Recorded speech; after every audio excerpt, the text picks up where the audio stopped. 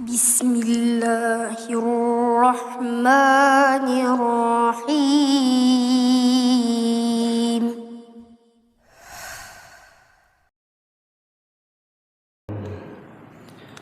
Assalamualaikum warahmatullahi wabarakatuh. Alhamdulillah wassalatu wassalamu ala Rasulillah wa ala alihi wa sahbihi wa mawalah wa la hawla wa la quwwata illa billahi wa ba'du.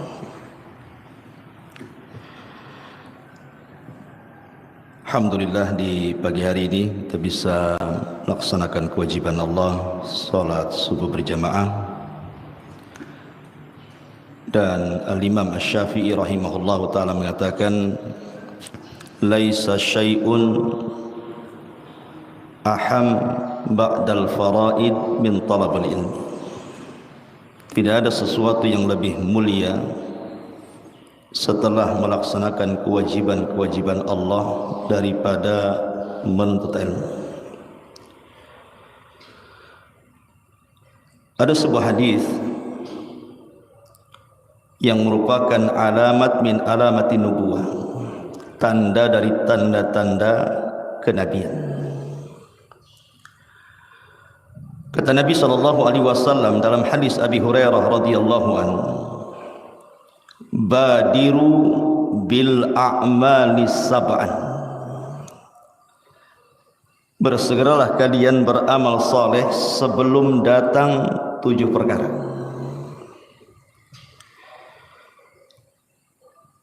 Kemudian Nabi SAW mengatakan, hal tantadhiruna illa faqran munsiyan. Apakah kalian akan menunggu untuk melakukan perbuatan baik itu setelah datang yang pertama faqran munsiyan, kefakiran yang melupakan segalanya, au ghinan mutghiyah, ataupun kekayaan yang melampaui batas, au maradan mufsidah, yang ketiga atau sakit yang merusak badan, au haraman mufannidah, ataupun pikun sehingga dia tidak berakal lagi, au mautan mujhizah, atau yang nomor 5 kematian mendadak, awid dajjal, ataupun datangnya dajjal, fasyarru ghaibin yuntadhar, maka itu perkara yang buruk yang ditunggu-tunggu manusia. Dan yang terakhir awis sa'ah was sa'atu adha wa amar, ataukah kiamat yang datangnya sangat adha, menakutkan, wa amar, dan menyakitkan. Di sini Nabi SAW menasihati 7 perkara yang akan jadi ujian setiap manusia. Manusia pasti akan mengalami 7 perkara ini, karena Allah Subhanahu wa ta'ala berfirman, wa tilkal ayyam nudawiluha bainan nas. Namanya hari itu diputar, terkadang sehat, terkadang sakit, terkadang kaya, terkadang miskin. Begitulah hari-hari diputar. Nabi SAW mengatakan, badiru bil a'mal, bersegeralah kalian beramal saleh. Kalau anda sehat, mumpung sehat beramal. Kalau anda kaya, mumpung kaya beramal.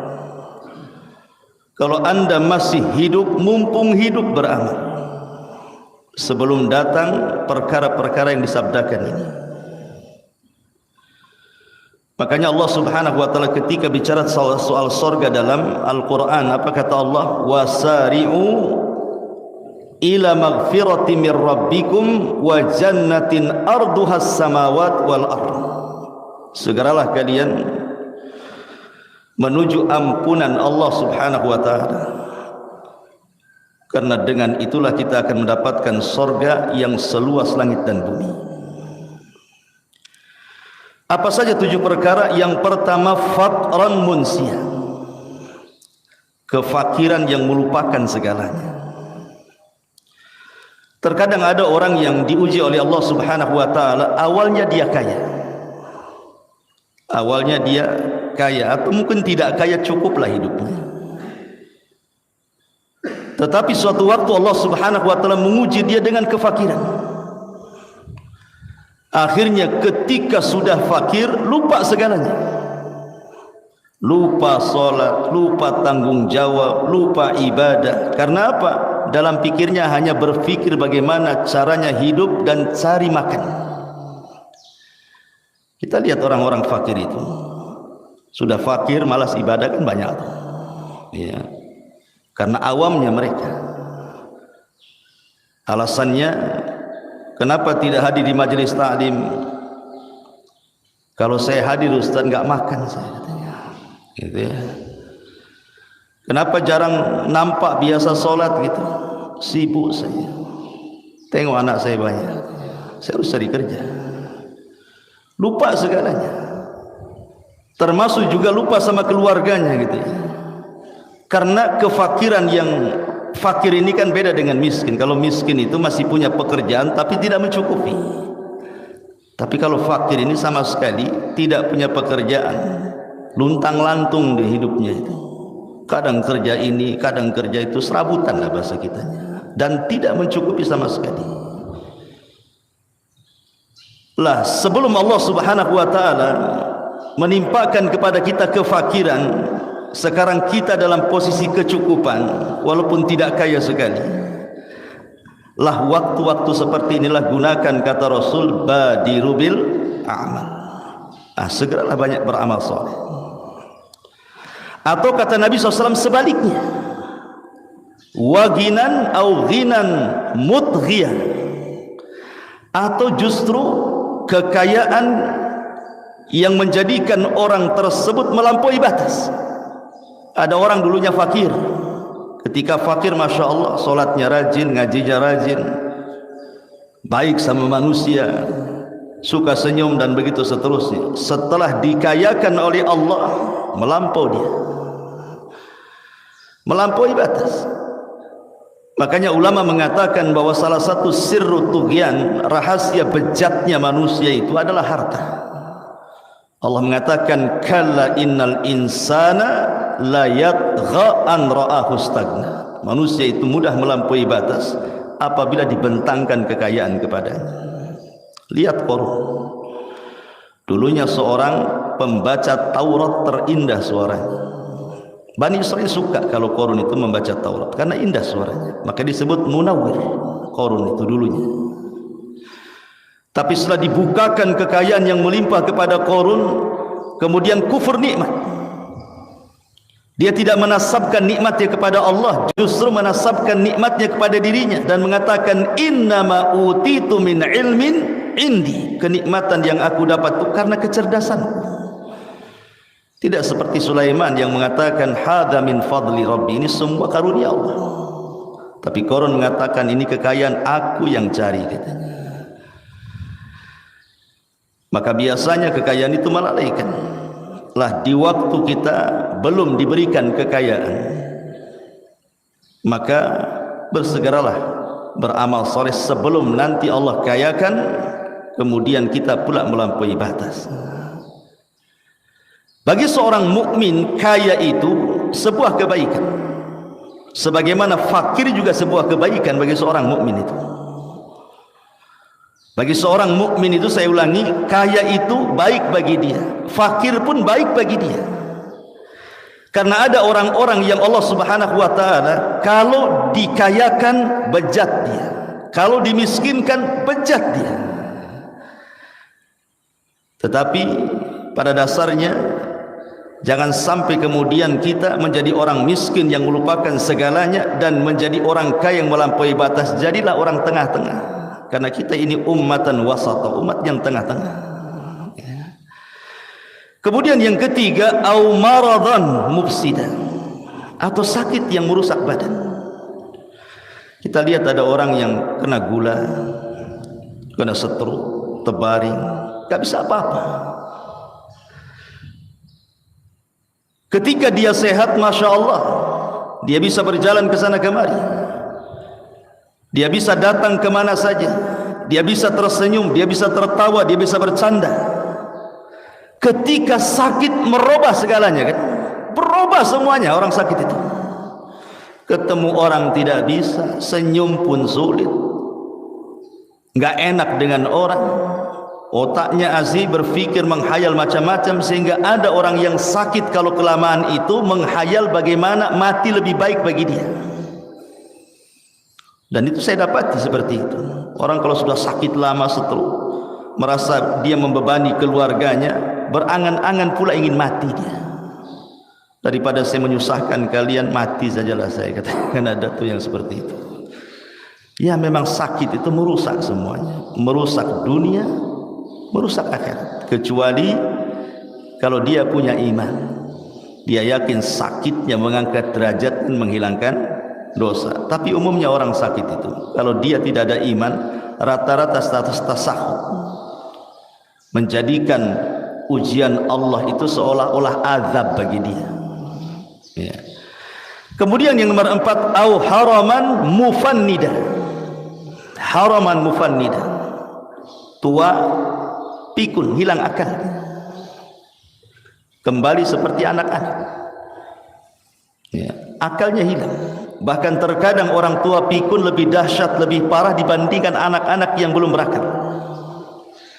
Kalau anak-anak tidak berakal, ia memang menyusahkan orang tua, tapi tidak sesusah merawat orang tua pikun. Ya, begitu kan kenyataannya kan. Anak-anak itu tidak berakal, wajar anak-anak tidak berakal. Ya adalah orang tua merawatnya agak sulit sedikit, kadang rewel, kadang nangis, kadang minta sesuatu, guling-guling dan begitu seterusnya.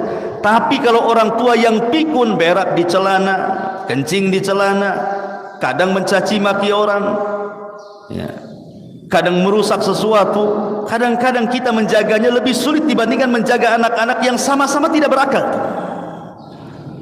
Dan ingat kata para ulama bahwa kebiasaan orang pikun itu biasanya dilihat daripada sebelum pikunnya. Kalau sebelum pikunnya dia suka ngaji, suka baca Quran, suka zikir, ngomongnya juga santun, maka kalau dia pikun itu yang keluar, Rasulullah SAW segerakan kalian untuk melakukan amal saleh. Ini yang nomor 4. Yang nomor 5, au mautan mujhiza, atau kematian mendadak. Di zaman sekarang ikhwan, kematian mendadak itu lebih banyak dibandingkan di zaman dulu. Di zaman dulu ya banyak juga, tapi tidak sebanyak hari ini kematian mendadak itu. Boleh jadi karena bencana seperti yang terjadi di Jawa Barat. Siapa yang nyangka akan jadi gempa coba? Tahu-tahu rumahnya roboh, ketimpa, mati. Tsunami Aceh, hitungan detik menit saja sudah ribuan orang. Bentuknya itu musibah, otomatis saja. Ya. Atau karena sebuah kecelakaan di jalan. Kita dari rumah baik-baik saja, bahkan boleh kendaraannya itu sudah layak pakai lah, baru lagi mungkin motor yang dibeli itu, remnya bagus, pokoknya nggak akan macet di jalan. Bahkan dia sudah hati-hati lagi, sudah hati-hati dia tidak pernah melanggar lalu lintas. Rupanya bukan dia yang nabrak, dia pula yang ditabrak. Siapa yang tahu? Baik-baik dari rumah, pulang pula innalillahi wa inna ilaihi raji'un, sudah nggak ada. Ya. Dan kematian hari ini tidak ada tandanya. Kalau dulu rata-rata yang mati itu orang-orang tua kan. Orang tua biasanya banyak mati orang dulu. Sekarang terbalik, anak muda yang banyak mati. Karena orang tua tak pandai naik motor, apalagi trek-trekan. Biasanya anak muda tuh yang trek-trekan, gerombolan-gerombolan kan, matilah dia. Jadi di sini jangan sampai kita ini mati mendadak sebelum bertobat. Makanya Rasul mengatakan badiru bil amal. Kalaupun kita harus kecelakaan mati mendadak, tapi sebelumnya kita membawa amal soleh yang banyak. Boleh jadi itu kematian terbaik bagi dia. Ini yang nomor 5. Yang nomor 6, awid dajjal fasyarru ghaibin yuntawar, ataupun dajjal dan itu seburuk-buruk perkara gaib yang ditunggu-tunggu manusia. Tidak ada fitnah yang lebih besar melebihi fitnah dajjal. Makanya kenapa kita harus berlindung setiap salat wajib loh, kita berlindung. Allahumma inni a'udzubika min adzabi jahannam wa min adzabil qabri wa min fitnatil mahya wal mamat wa min fitnatis syarri. Pakai syarri lagi. Syarr itu keburukan. Wa min fitnatis syarril masihid dajjal, dan dari keburukan munculnya masih dajjal. Tidak ada satupun nabi sejak zaman Nuh sampai Rasul sallallahu alaihi wasallam kecuali memperingatkan umatnya akan kemunculan dajjal, menunjukkan bahwa bahaya dajjal itu sudah diserukan oleh para nabi sebelum nabi kita karena bahayanya. Nuh mengatakan kepada umatnya, hati-hati kalian dengan dajjal. Ibrahim mengatakan kepada umatnya, hati-hati kalian dengan dajjal. Saleh, Shu'aib, Hud dan para nabi yang lain termasuk Nabi sallallahu alaihi wasallam memperingatkan umatnya dari dajjal. Ma min nabiyyin illa hadzara ummatahu min fitnatid dajjal. Tidak ada satupun nabi, kata Rasul, kecuali memperingatkan umatnya hati-hati dari fitnah dajjal itu. Sampai-sampai Rasul mengatakan, kalau engkau berjumpa dengan dajjal falian anhu, katanya, lebih baik nyingkir daripada ngadapi. Itu nabi yang ngomong. Nyingkir saja, ya, tidak perlu dilawan. Bahkan saking rahmatnya Nabi kepada kita, disuruh kita menundukkan pandangan, jangan ditatap mukanya dajjal itu. Jangan ditatap, pergi. Saking sayangnya Nabi kepada kita dari fitnah dajjal itu.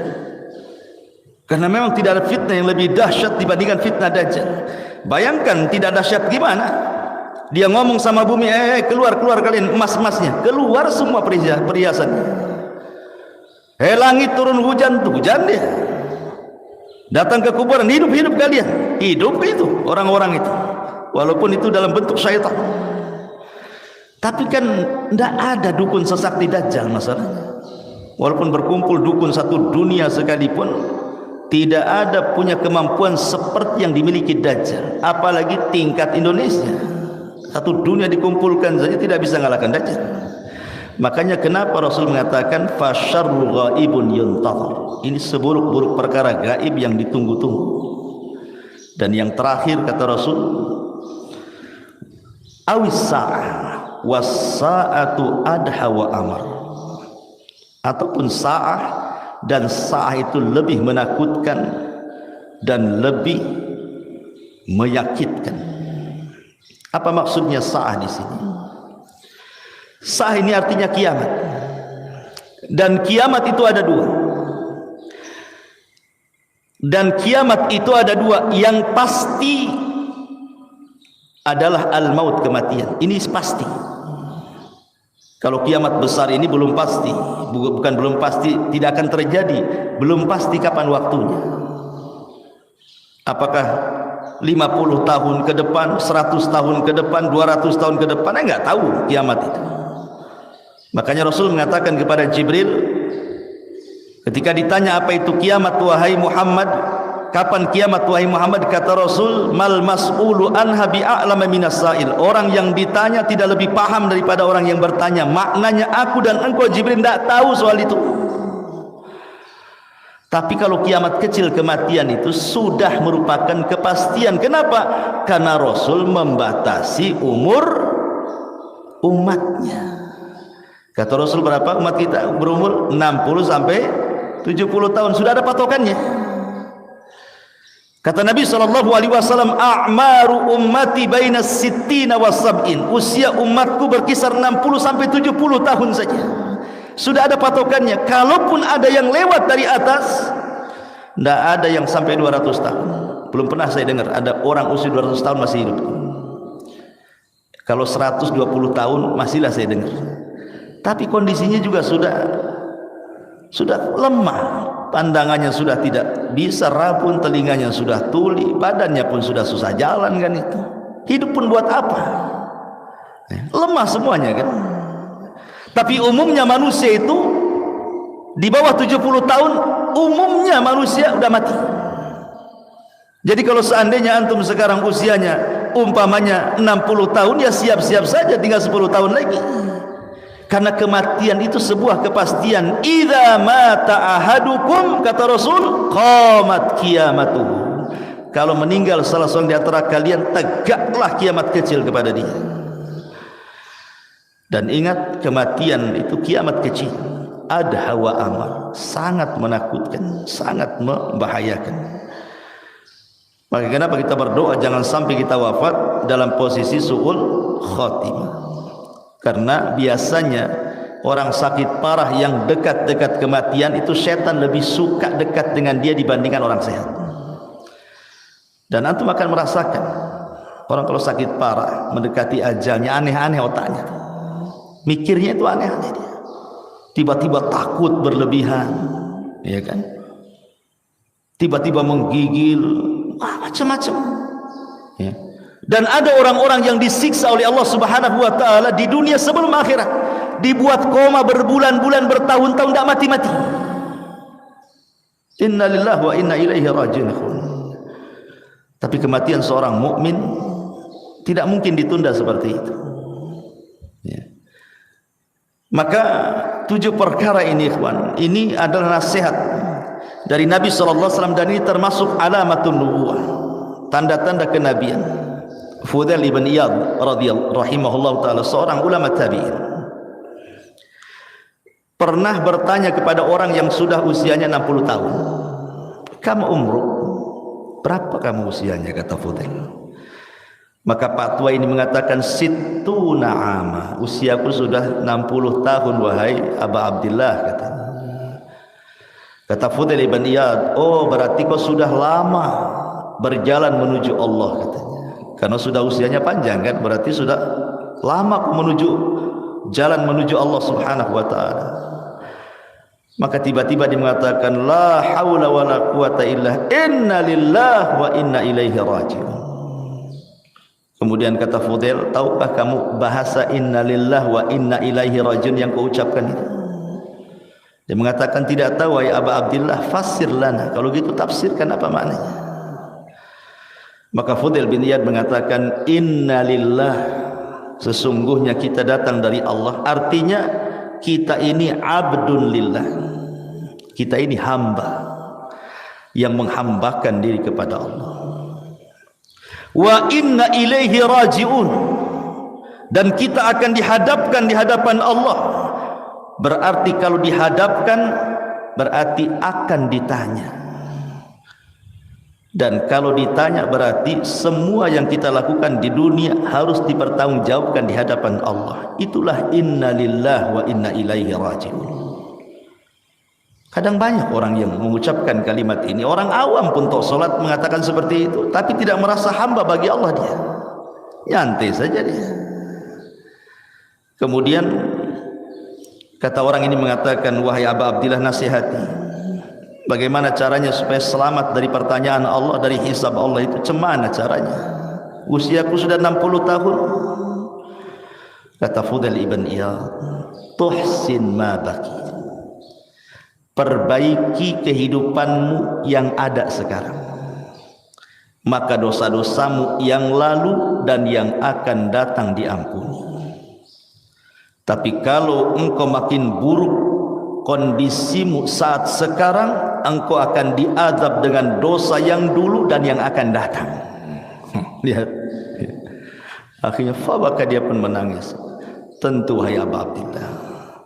Artinya bahwa mumpung kita masih sehat, belum sakit, mumpung kita masih diberikan rizki, belum fakir, mumpung kita masih hidup dan masih sehat akalnya, belum pikun, dan mumpung kita masih hidup belum mati, kata Rasul, badiru bil a'mali, bersegeralah kalian beramal saleh. Itu maksud daripada hadis yang kita bahas ini. Wallahu a'lam bishawab. Saya harus ke hang pula nih. Ya, subhanallah bihamdika asyhadu an la ilaha illa anta astaghfiruka wa atubu ilaik. Allah ta'ala. Assalamualaikum warahmatullahi wabarakatuh.